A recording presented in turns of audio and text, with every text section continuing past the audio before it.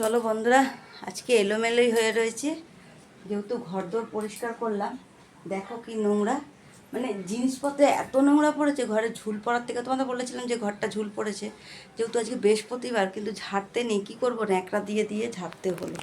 যেহেতু তোমার শনিবার দিন বলেছে যে এসি ফিট করতে আসবে, তার আগে তো আমাদের এটা পুরো পরিষ্কার করে ব্যবস্থা করে দিতে হবে।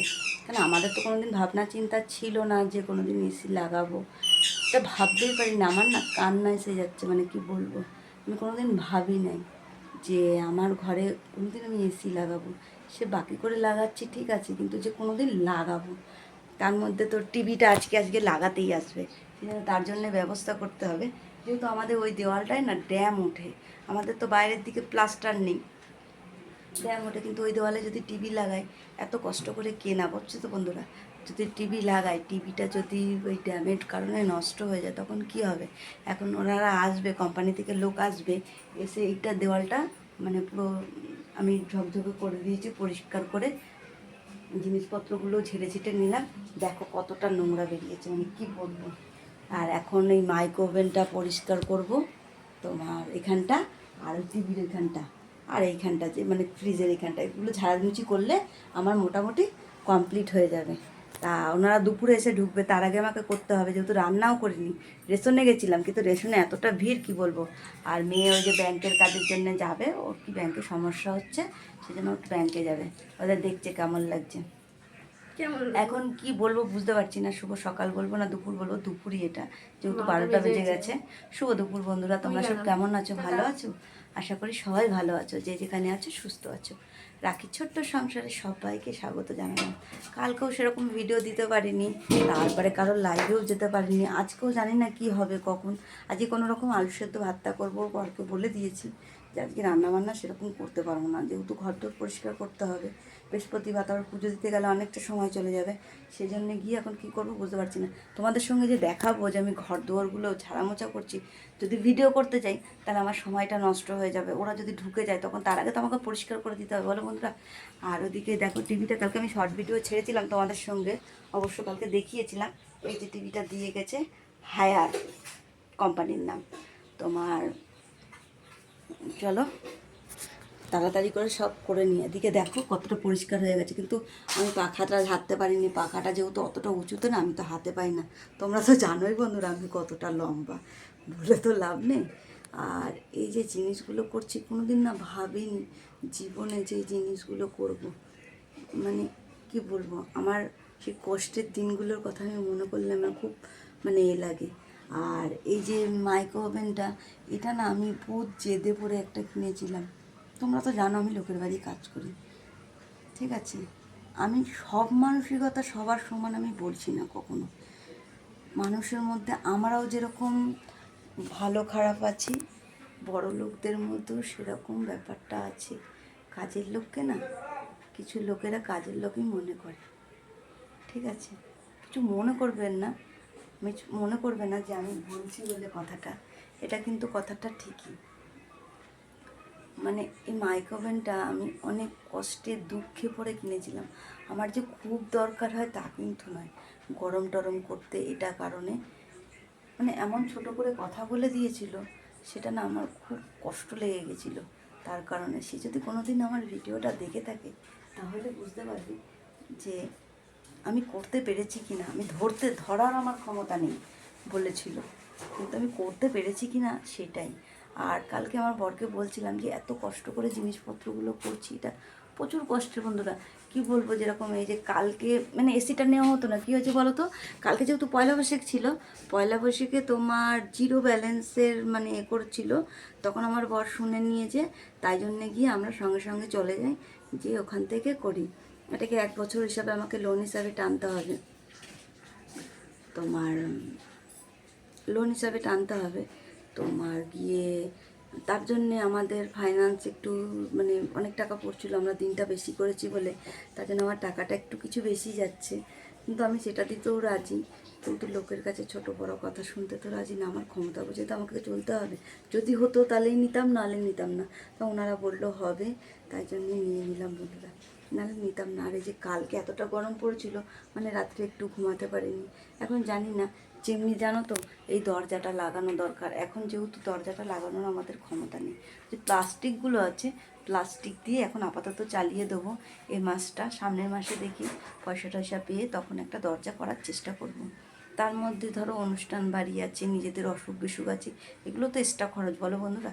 তাহলে সেগুলো তো আমাদের করতেই হয় না। অনেকটা বকবক করে নিলাম, আর পারবো না, যেহেতু 12টা বেজে গেছে, কোম্পানির লোকেরা ঢুকে যাবে। চলো আবার পরে দেখা হবে তোমাদের সঙ্গে, ঠিক আছে?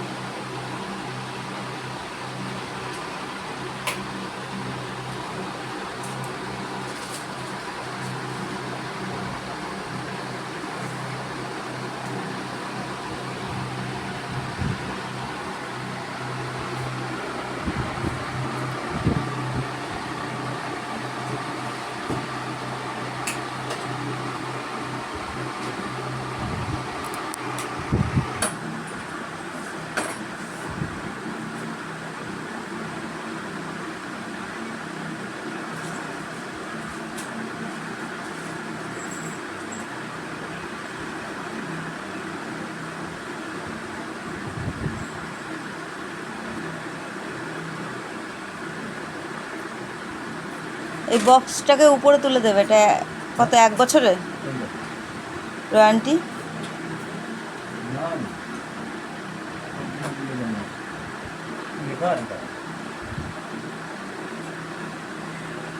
বক্সটাকে ছাদের এই ছাদে তুলে দেবে।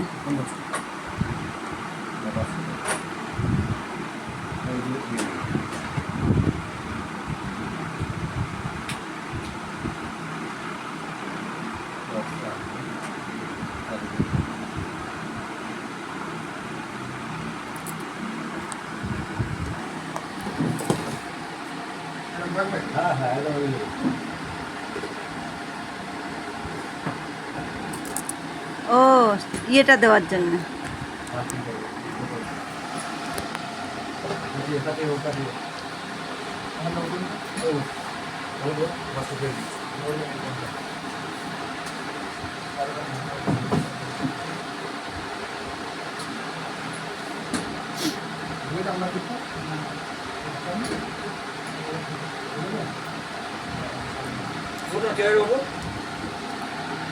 পাখাটা আমার মাথায় ঠেকে না।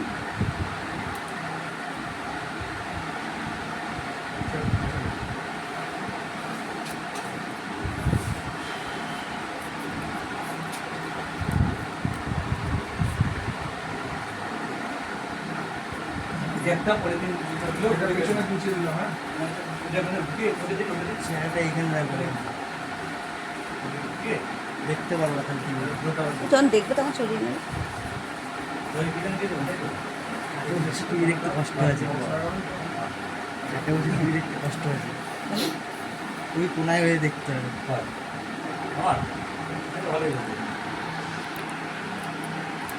আরেকজন চেয়ারে বসতে হবে।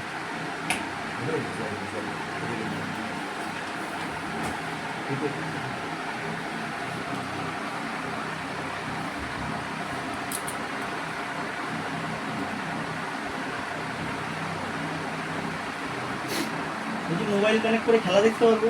হটস্টারে যদি রিচার্জ করে পারবো। ফোনে রিচার্জ থাকলে হবে না? হটস্টারে রিচার্জ থাকলে হবে। আচ্ছা, ইমেল আইডিতে লাগবে, যে কোনো ফোনে করতে হবে। 5G ফোন বুঝলাম। হ্যাঁ, যে কোনো মোবাইলে দেখতে সব পারবো। দেখিয়ে দিচ্ছি আমরা, যে কোনো মোবাইলে নেটে সারাদিন। সেটাই।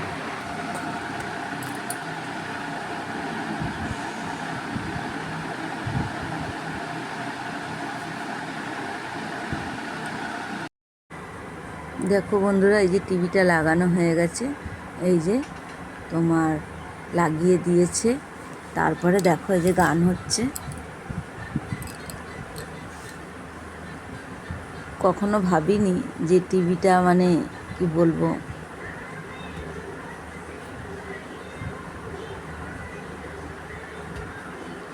চলো বন্ধুরা, এই দেখো মেয়ে দেখছে মেয়ের পছন্দের মতন, মানে ছেলে মেয়েকে যে কোনো দিন পছন্দের মতন এরকম দেখাতে পারবো কোনো দিন ভাবিনি বন্ধুরা। আর আজকে আমি কারো লাইভে যেতে পারছি না, যেহেতু দুদিন ধরে না এত ব্যস্ত, আজকে তো আমি লাইভও নিজেও করতে পারিনি। মানে কি বলবো, 5টা 5:30টার সময় চান করেছি, আমাদের ভাত খেয়েছি, তারপরে টিভি লাগিয়ে দিয়ে গেছে। তারপরে আর রাত্রিবেলা দেখো বন্ধুরা, এসিটা ডেলিভারি দিতে এসেছিলো। যেহেতু রবিবার আমার বড়মশাই বাড়ি থাকবে, আমি বলেছি রবিবার দিন লাগিয়ে দিয়ে যেতে, আমি যেহেতু বুঝবো না কিছু, সেই কারণে। তারপরে চলে গেছিলাম একটু হাটে বন্ধুরা, যে কিছু জিনিস কিনতে। দেখো ঘরের কিছু জিনিস কিনেছিলাম, সাবান কেসটা ভেঙে গেছিলো, সাবান কেসটা কিনেছি। আর এই ব্রাশটা, আমার একটা ব্রাশ আছে, কিন্তু এই যে মাথায় যেই আমি দেখেছি এই ব্রাশটা এরকম রয়েছে, তখনই আমি দেখে কিনলাম বন্ধুরা। কেন বলো তো, এখন না ওই যে পন্সের মতন দিয়ে দেয়, সেই পন্সগুলো না সেই ছিঁড়ে যায়, কোন বোতল পরিষ্কার করা যায় না ভালো করে। আর দেখো এই যে 10 টাকা করে প্লেট, দুটো প্লেট, দুটোই একই কালারে কিনেছি 2 ভাই বোনের জন্যে, যে কিছু খেতে পারবে, কি সুন্দর দেখতে লাগছে। আর একটা ঝুড়ি কিনেছি, ঝুড়িটা ভেঙে গেছিলো। একটা সাবান কেস কিনেছি, আর মেয়ের একটা জামা কিনেছি ছোট, সেটা ওই যে কালো প্লাস্টিকে রয়েছে। আর একটা জুতো কিনে নিয়েছি, মেয়েটার যেহেতু জুতো কিনতে হতো, সেই কারণে মেয়েটার জুতো ছিল না, মানে চামড়ার জুতো, সেই জন্য বিয়েবাড়িতে কী পরবে, সেই জন্যই আজকে হাটে যাওয়া। আর দেখো বন্ধুরা, কী সুন্দর পায়ের তলাটা কিনেছে মেয়ে, পরিয়ে দিয়েছিলাম, তাই তোমাদের সঙ্গে পায়ে ঘুরিয়ে দেখাচ্ছি, তোমরা একটু কেউ কিছু মনে করো না। আর আমার জীবনে একটা শখ ছিল বন্ধুরা, জানো তো, আমার জীবনে কি আমি বলো তো, মেকআপ কোনো দিন করিনি। মেকআপের আমার খুব শখ নেই, মানে এই যে সুন্দর করে বেশ চুল টুল বাঁধে না পার্লার থেকে, বেশ গয়না পরে আমার খুব শখ ছিল। আমার বিয়ের সময় তো আমার বাবা মারা ওরম করে দিয়ে দিতে পারেনি, আমাদের তখন খুব অভাব ছিল। আমার বিয়ের সময় কী দিয়েছিল জানো বন্ধুরা, ওই যে পাউডার আছে না, পাউডার গুলিয়ে হাতে করে সেই দেশলাইয়ের কাটি আছে না, সেটা দিয়ে টিপ টিপ দিয়ে ছাপা দিয়ে সাজিয়ে দিয়েছিল, যে আমার বান্ধবীর জন্য এটা কিনে নিয়ে এসেছি, আর আমার জন্যে। হয়তো কোনো দিন জানি না পয়সা ইনকাম করলেও আমি কি পার্লার থেকে সাজতে পারবো। যে পার্লারে কত টাকা নেন, আমার শুনেই কেমন লাগে, কষ্ট লাগে বন্ধুরা। ভাবি যে এই টাকাটা দিয়ে সাজবো, সেটা আমার মনে হয় সংসার চলে যাবে, এটাই ভাবি। জানি না এখন কি হবে পরবর্তীতে জীবনে আমার। এত দূর যখন ঠাকুর এগোতে দিয়েছে, জানি না আমি কত দূর এগিয়ে যেতে পারবো। আর তোমাদের ভালোবাসায় আমি তো এত দূর এগিয়েছি, আর ঠাকুরের আশীর্বাদেও তোমাদের মনে হয় আমি এগিয়ে যেতে পারবো। আগে মানে ইচ্ছাটা